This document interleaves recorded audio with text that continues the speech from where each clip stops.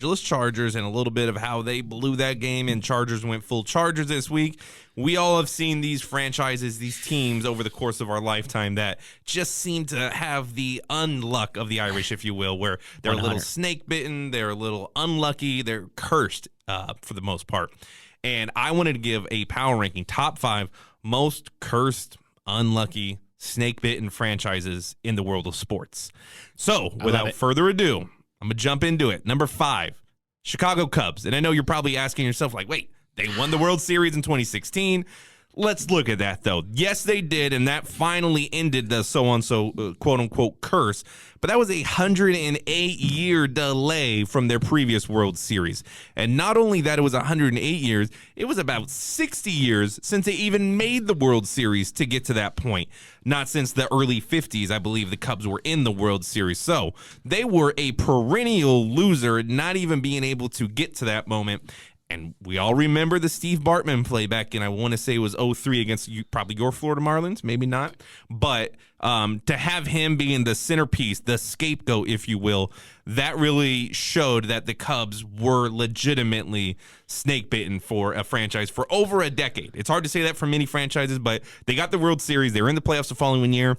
This past year, they had the worst record in baseball, so they might go right back into a 100-year drought of not winning the World Series. Just brace yourself. They could slump in there. Not bad at number 5. Not bad at number 5. Right. They did hit that World Series, and I think Moises Alou drops that ball anyways, or maybe it skims off the wall. Who knows? Hard to say. Who knows? But yes, okay, rightfully so. I can't say they shouldn't be on the list. Right. Continue. They should have been number 1 if they don't win the World Series, but right now they're number 5. Number 4, the Phoenix Suns. I know you're probably thinking, Phoenix Suns have been good for a long time. What are you talking about? That's my point exactly. Phoenix Suns have been really good for a lot of different generations and iterations of that franchise and have never won an NBA Finals. You go all the way back to 1976, and I know this is probably a game that no one's ever seen unless you're a diehard NBA fan. It's one of the best basketball games ever played. I've only seen clips on like the NBA historian channels.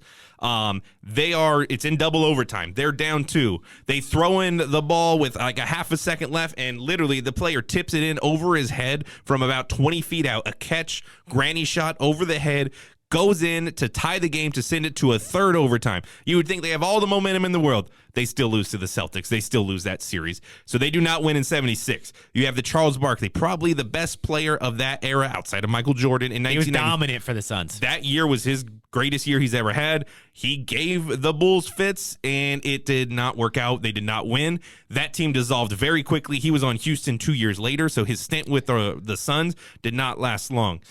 You go to the Steve Nash era, the greatest offense we've seen with Steve Nash, Amari Stoudemire, Mike D'Antoni calling the plays, Sean Merriman. Merriman was the linebacker for the Chargers, of course. Different Sean's. Yes. So that team was most exciting, and you get the Robert Horry bump that doesn't quite get them to have all of their players in the final Game 7 against the Spurs, and they do not go to the finals ever. Steve Nash never made it to the finals, which is shocking. Back-to-back MVPs for that Suns team, Yep. So they had great runs, but not winning. And then you go 2 years ago, Devin Booker, Chris Paul, up 2-0. Looks like they are definitely going to win the championship against the Bucks. Giannis reels off 4 straight. Suns do not win it this past season. And then this year, they're down. And look at the standings. They're in the 9th seed. They have like a chance of not. They've been horrible without Devin Booker and Chris Paul. So they're falling apart. Suns number 4. Number 3, the LA Chargers. We've talked about it earlier. The Chargers. A couple of the plays that just show that they are snake-bitten. 14-2, Marty Schottenheimer-led team in the early 2000s with Phillip Rivers. I love Marty Schottenheimer. With LT, with Sean Merriman this time around. They had a great team. Tom Brady throws an interception with under 2 minutes. Chargers get it. Chargers are going to win the game. They just need to take a knee, and it's all over. The guy who intercepted it tries to run it back. He gets stripped. Patriots recover. Patriots throw a touchdown. Patriots win. That one hurt. 2 years later, they lose to some guy named forgot about that one. Mark Sanchez wins a playoff game on the road to go to the AFC Championship against another really good Phillip Rivers-led Chargers team, and they don't get over the hump. And then you throw in 27-0 is hard to ever come back from. Like 28-3, at least you had a couple points on the board for that Pats and Falcons game, and that was only halftime. Like, 27-0 to score 3 points the rest of the game. This team, and to compile that with everything we've said about the franchise, they don't have a home, they don't have a fan base, they don't really have an identity as a franchise moving forward outside of cool jerseys, and they're just, when stuff like this happens, you say that team is unlucky. I like the old school dark navy jerseys better. I'm not gonna lie, I'm not a huge fan of the powder blues. I like the Bolt. Always been a fan of the Bolt, but I like the old school LT dominant days and Junior Seau dominant days. That was the cleanest look they had. Their royal jerseys now for like the Thursday night color rush game, those are pretty sick. It's dark blue with the yellow outline of the numbers. So Chargers never lost with the jersey battles. They've been good. Yeah. Number 2, the Detroit Lions. The fact that they've been around the NFL as long as the Bears, as long as the Packers, as long as the New York Giants, like 100+ years in the NFL. Never won a Super Bowl, never been to a Super Bowl. They have, one playoff win, I think, in my lifetime. They've had the all-time great running back in Barry Sanders. After 10 years, he's like, I'm good. They had the all-time greatest wide receiver who was tall, who could jump, who could run in Calvin Johnson. After 8 years, he's like, I'm good. And nothing ever seemed to go right for the Lions, and yet they're still on Thanksgiving Day. But this team has been snake bitten, and I would love to see them win a Super Bowl at some point in my life. And the number 1 most unlucky, cursed, snake bitten franchise of all time, it's got to be the LA Clippers, man. They have been Clippers. They have been a laughing stock for years. And even when you think the Clippers won the offseason award for the NBA championship, getting Chris Paul and Blake Griffin and DeAndre Jordan, they have for 2 first-round championships to talk about. That's all they've ever won, a first-round championship. They hang those banners up in Staples now saying, we got out of the first round. They're very proud about that. And then you get rid of previous owner, I'm blanking on, probably for good reason, but Donald Sterling, and you bring in Steve Ballmer. He has all the money in the world. You think this is going to change their franchise, and it does. And it Kawhi, somewhat. Paul George. And you bring those guys in, boom, they won the championship, right? How many championships have they won since then? Oh, how many playoff series have they won since then? I think maybe 1 or 2 playoff series. So the Clippers did not make the playoffs. They beat Luka. They did beat Luka. Yeah, they beat Dallas. And although they didn't deserve, Luka balled out on their ass. But they've been to 1 Dallas. conference finals in their team's history. They missed the playoffs for like a 30-year stretch from the 80s to the early 2000s. I think they were up 3-1, and they choked that one away. They choked that away to Denver, and that's when the Lakers won the 2020 championship. So Clippers have been a punching bag. The problem is they have been the little brother in big brother's shadow forever. At least your Mets have won some World Series in the Yankees shadow.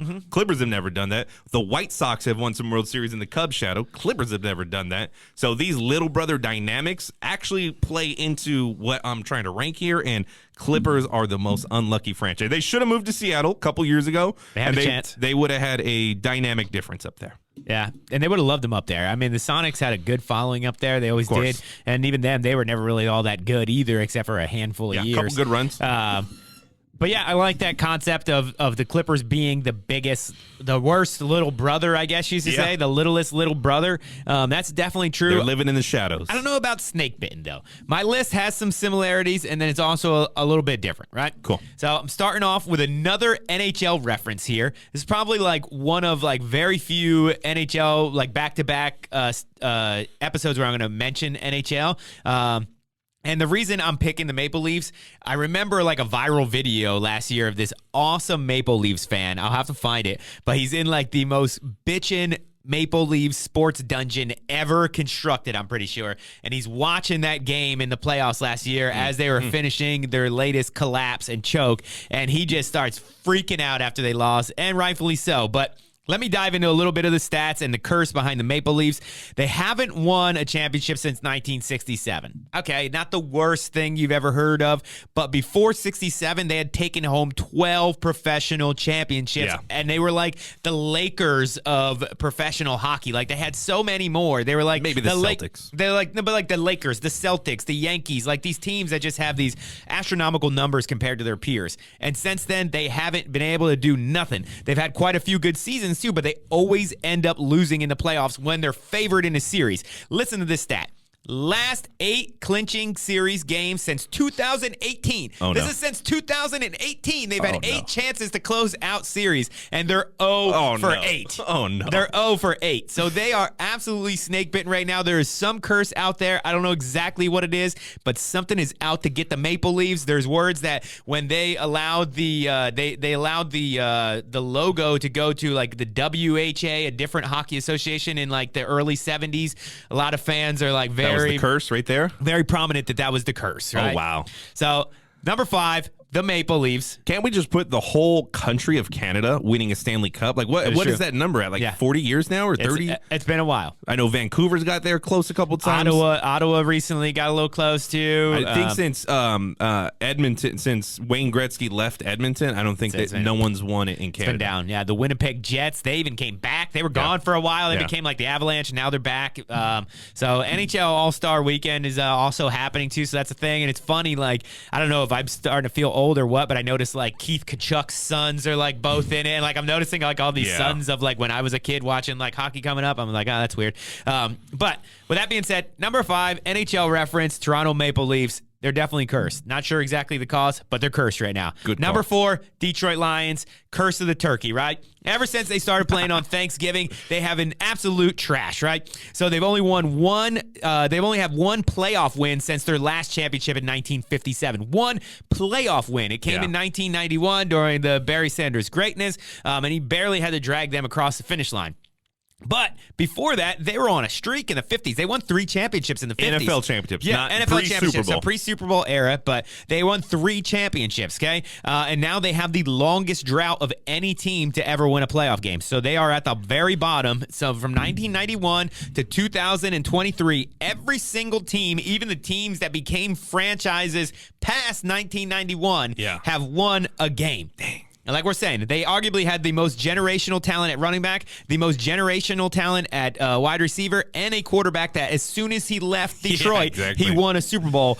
And they all managed to either retire or leave early past their prime, and they boast one of only 2 0-16 seasons. That's very true as well. I forgot to even add that in mind. But what do you think this game, the last game, Week 18, not even making the playoffs, but beating the Packers, where does that rank in the history? Where does that power rank in the history of Lions victories in the last In my life, it's the biggest win. Really? I remember Yeah. they clinched a playoff game like back in 2011 or 2010 with Stafford and Sue and Johnson. But did not, I think they lost to and the then Cowboys. they lost the Cowboys in the next round. So, like, I remember that, and I was like, oh, that was a big win. But that's not beating Aaron Rodgers in Lambeau to knock him out of the playoff. That was a playoff game against the Packers. For the record, I did call that, remember? We talked about that. We called it. We manifested it. We manifested it, okay? So you're welcome, Lions fans. We gave you the biggest win of your franchise's history. Cool. Moving right along, though, another Great Lake-based sports franchise in the Cleveland Browns. Good call. The absolute Cleveland Browns must be one of the most muddied up franchises full of disappointment, right? Since their pre-Super Bowl era dominance, okay, they were another one just like the Lions. It was basically like the Lions and the Browns were like the talk of the town up until things became the Super Bowls, and then they fell apart. Some say it's the curse of Jim Brown. And that might be the curse that's haunting them because after he retired and they never won another championship since, and they have been just absolutely terrible. And they got a pretty incredible starting list of quarterbacks. Since 1999, they have 25 plus starting quarterbacks, so more quarterbacks than years. We're talking about people like Tim Couch, Sturgeon Wynn, Ty Detmer, Jeff Garcia, one of my favorites, Seneca Wallace, Ken Dorsey, and for the second time in this show, a Jake Delhomme reference, okay? Delhomme. Very Jason interesting. Campbell was there. Did not expect that. Yes, tons and tons of disappointing names across Johnny Manziel. Yeah, Like, Johnny let's throw him Manziel, in like there. with Johnny Football. Why not? And you know what? The only thing that makes them more snake bitten than the Lions is they have the second 0-16 season, and they had an easier strength of schedule than the Lions did that year. So technically, they have the worst season in NFL modern history, if not of all history. And I think they followed it up with a 1-15 year or maybe a 2-14. So they were. Hugh Jackson was just absolutely getting worked, man. He had a rough go of it. I want to say it was like 1-31 over a 2 year span. It was a rough span for my boy Hugh. And I like Hugh Jackson too, man, but that was a tough showing, coach. Number 2, I'm going to the association. I'm going Utah Jazz, okay? Okay. Utah Jazz. Hear me out, right? 31 playoff appearances, no championships. And that's 31 playoff appearances in 49 seasons. That's the highest percent success rate of seasons per playoff appearances in history of pro franchise sports. Wow.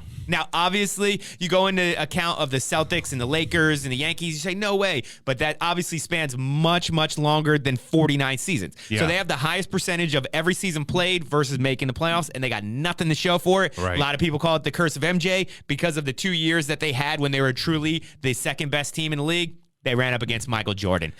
So that was tough, and then they jumped ship, and then even those players followed that curse to the Lakers when Karl Malone joined that Lakers team, and that was the end of the Lakers dynasty. So Karl Malone technically killed 2 Western Conference dynasties while being the mailman, and they played great. They had a lot of good teams. Then you had Donovan Mitchell. You're like, hey, they got Donovan Mitchell, they got the Spider, they got another big star. They're going to be relevant. They get rid of them, and they're still winning, though. They're going to make the playoffs again, and they're going to lose it again. So it's like it's going to be one of those things. It's like, how many times are they going to make the playoffs just to lose? Yeah, they've been good for a long time. That's basically my Phoenix Suns argument there. They've always been good. kind of good. Phoenix has got to the finals, and they could have won potentially, but not good enough. And great call. I don't see them challenging the Western Conference anytime soon, if ever again.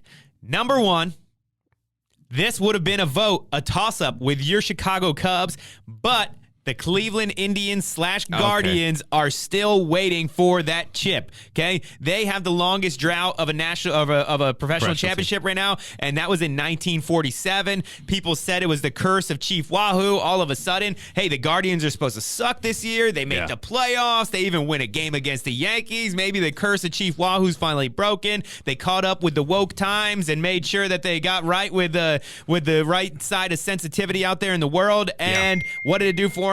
They still blew it. Yeah. They gave everybody a little bit of hope. They still blew it. But honestly, the 1997 collapse is one of the greatest World Series chokes of all time. Shout out to Edgar Renteria for that walk-off shot in that one. But then on top of it, at that point, they were the only franchise to lose Game 7 in extra innings. You know who the next one was?